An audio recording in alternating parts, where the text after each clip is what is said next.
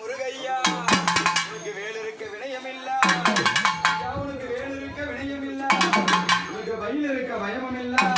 அப்படியே முருகையா உனக்கு ஆற்காடு பாதையில 6 லட்சம் காவடியா, உனக்கு ஏற்காடு பாதையில 7 லட்சம் காவடியா, இந்த திருத்தணியோ பாதையில அவனுக்கு தினமும் காவடியா.